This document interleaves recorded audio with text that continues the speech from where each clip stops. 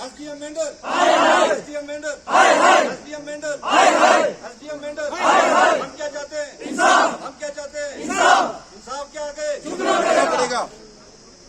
नायब तहसीलदार मेंढर, नायब तहसीलदार मनकोट, नायब तहसीलदार मनकोट, तहसीलदार मनकोट, तहसीलदार मनकोट, एडमिनिस्ट्रेशन मेंढर, एडमिनिस्ट्रेशन मेंढर, तहसीलदार मनकोट, नायब तहसीलदार Mankot, revenue department, revenue department, contractor Maqsood वो अपनी डीडीसी की पावर दिखा रहा है।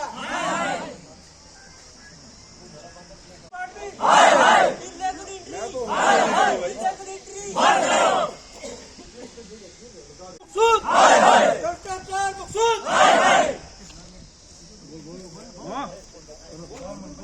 Sitar Mankot, SDM Mendhar, SDM Mendhar.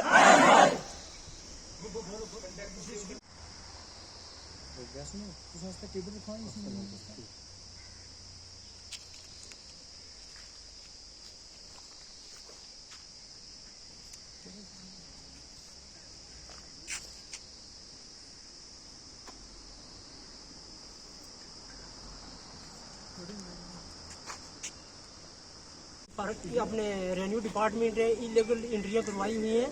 अब जब हमारा डिपार्टमेंट वहां गया तो वो अपने उस इलीगल एंट्रियों को छुपाने के लिए और हम पर ये पथराव करवाया और उन लोगों के साथ मिलकर ये पथराव करवाया।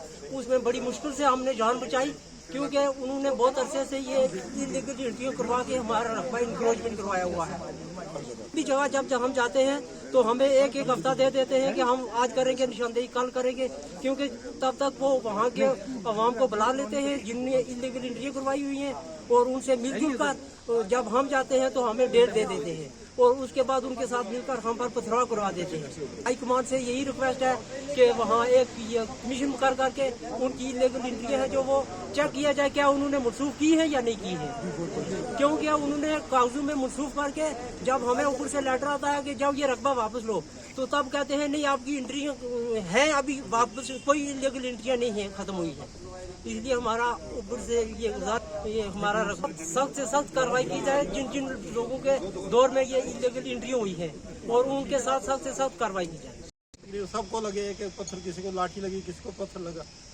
बाजार को चोट ज्यादा तो नहीं आई है लेकिन फिर भी जख्मी है, चोट बहुत लगी। लेकिन भागकर हमने अपनी जान बचाई, फिर गाड़ी में भागकर घुसे गाड़ी में। तो हम तो प्रोटेक्शन फोर्स विंग से रखते हैं सर, तो हमें रेवेन्यू डिपार्टमेंट जब भी हमें या फॉरेस्ट डिपार्टमेंट कहता है तो हम रेडी रहते हैं, लेकिन हमारे पास रिसोर्सेज ही नहीं है।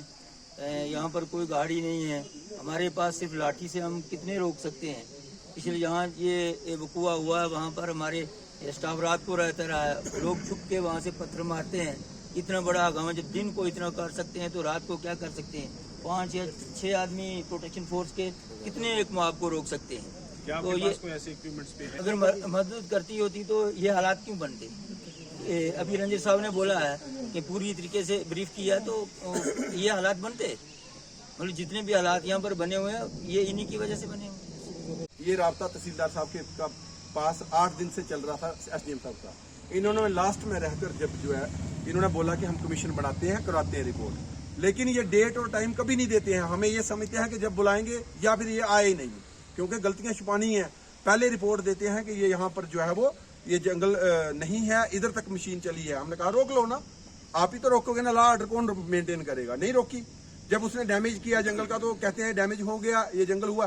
फिर उस पटवारी से पूछिए कितना प्रेशर उस पर बनाया गया कि तूने क्यों रिपोर्ट दी। पटवारी की साइंड रिपोर्ट है, उसको बोला गया अभी तक अगर चिट्ठी है गवर्नमेंट की, जंगल के आप रखवाले हैं, आप SDM साहब हैं, तो क्यों अपने पटवारियों को बोलते हैं रिपोर्ट मत दो, मैं कमीशन बनाता हूँ। इंक्वायरी होनी चाहिए दराना बीट के अंदर, BO साहब इधर आओ। इंक्वायरी होनी चाहिए दराना बीट के अंदर, जहाँ एक मकान खड़ा किया जाता है, फिर जो है उसको बोलते हैं ये जंगल में है, फिर कहते हैं लिख कर देते हैं प्राइवेट में है। कब तक ये ऐसे चलाते रहेंगे तो किस तरह का नज़्मो नस्क है। पेल्टिंग के दौरान कुछ स्टोन पेल्टिंग जो है, जब हम नीचे रोड पर उतरे, ऊपर हम रास्ते पर चढ़ रहे थे, लोगों ने ऊपर से पत्थर मारे हैं। हम लोगों के लिए माफी मांगते हैं लोगों से अपनी।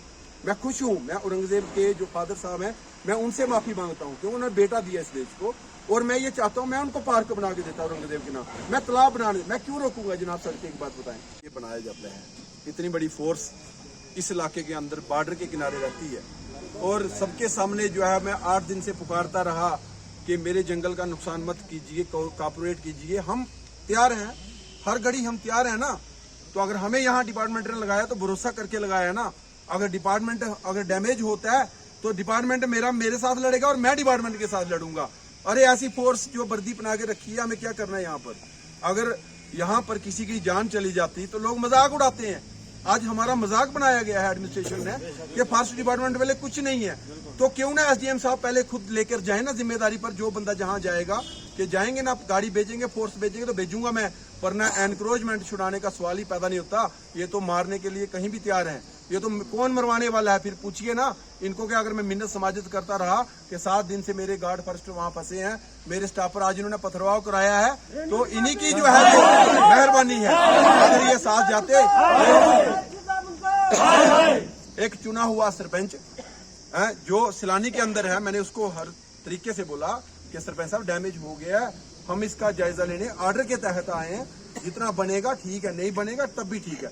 लेकिन वो पूरे लोग वहां पर लेकर किसकी शय में आए हैं?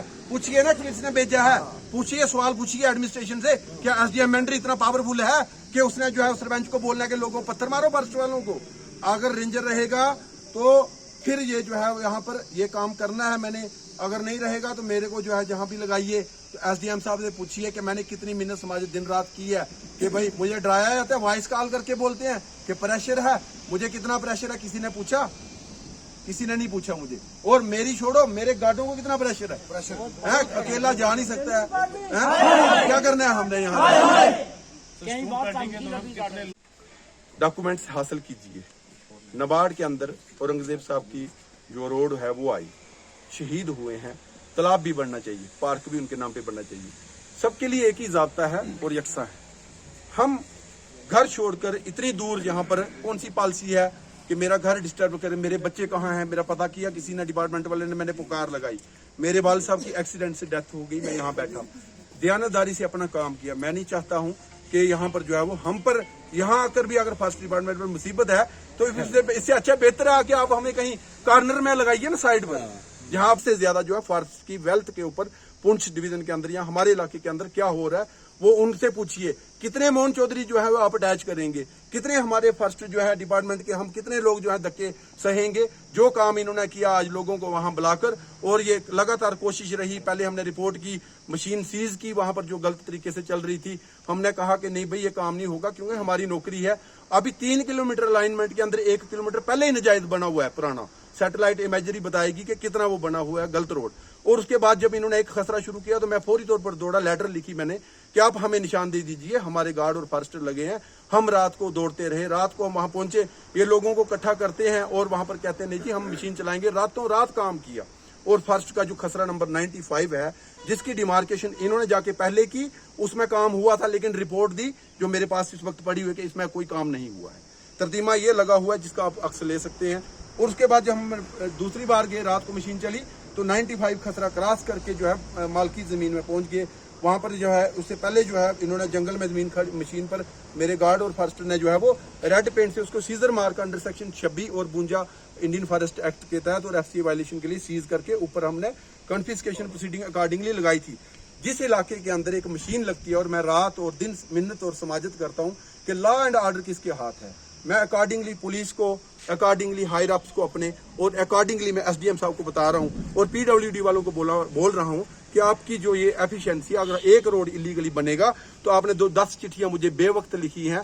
शुरू में मैंने कहा था अप्रैल में आपके प्रोजेक्ट हैं और कभी कोई डेट नहीं देते हैं हमें कि इस तारीख को आप हमारे साथ चलिए, वहां उसकी निशानदेही कीजिए। हम जब यहाँ आए, मैंने जब जहां पर मोटिवेशन कैंप शुरू किए, मुझे डीसी साहब ने बोला कि आप मोटिवेशन करें लोगों की, आप हमारे स्टाफ को बोलिए। हमने एक रोड जो है मलकपुर तो मेरे टाइम में आया और 30 डेज के अंदर वो हमारे हायर अप्स ने सैंक्शन किया। देखिए एक तरफ लोग जो है वो रोड बनवा रहे हैं तरीके से और दूसरी तरफ वायलेशन से बना रहे हैं। और मुझे इतना इस केस में मेरा जो जमीर पे चोट पहुंची है, अगर मैं फॉरेस्ट डिपार्टमेंट के अंदर हूं तो मैं इसी दयानतदारी से काम करता रहूंगा और करता रहा। आप मेरा रिकॉर्ड देखिए, 120 कनाल मैंने जो है सेब केस में जम्मू कश्मीर हाई कोर्ट के अंदर रिकॉर्ड होगा, जम्मू में मैंने एरिया खाली करवाया था। और जो सबसे खतरनाक रेंज थी, फर्स्ट परमंडल रेंज थी, वहां पर आज तक कोई कार्रवाई नहीं हुई है। और वहां पर जो है रकबा खसरा नंबर 1 जंगल का उस बीट के अंदर था, उसके जो मुल्जिम है वो आवारा घूमते फिरते हैं। और हम लोगों के पीछे आज रेवेन्यू डिपार्टमेंट ने वहां पर पहुंचकर खुद और वहां पर हमें पत्थर मरवाए हैं स्टाफ को, और हमारे खिलाफ उन्होंने नारेबाजी की है। और हम कैसे काम करेंगे यहाँ पर, मैं और मेरा कार्ड। मीडिया पर्सन का दिल की गहराई से शुक्रिया अदा करता हूँ कि आपने हमें टाइम दिया और हमारे ऑफिस में आए। जो आज सुबह वकूआ हुआ उसके सिलसिले में रेंज अफसर साहब ने आपको तफसील में बताया है। जहाँ तक इलीगल एंट्रीज का मसला है तो हमारे रेंज अफसर साहब पहले बता चुके हैं कि कितने माउंट चौधरी आप पुलिस लगवाओगे। हज़ारों कनार रकबा जो है वो इलीगल जो एंट्रीज हुई थी फॉरेस्ट लैंड पे, वो खाली इलीगल एंट्री रिकॉर्ड में नहीं हुई। रेवेन्यू डिपार्टमेंट का सिर्फ ये काम है कि पहले यूज करते हैं ये पेन ग्रीन, उस ग्रीन पेन के साथ एंट्री होती है और उसके बाद रेड पेन से उसको खारिज करते हैं जब वो ऊपर से ऑर्डर निकलता है। और इस ग्रीन और रेड पेन के अंदर गरीबों का खून और हमारे लिए बाहर से मुसीबत, ये illegal entries have become the bone of contention for the forest department.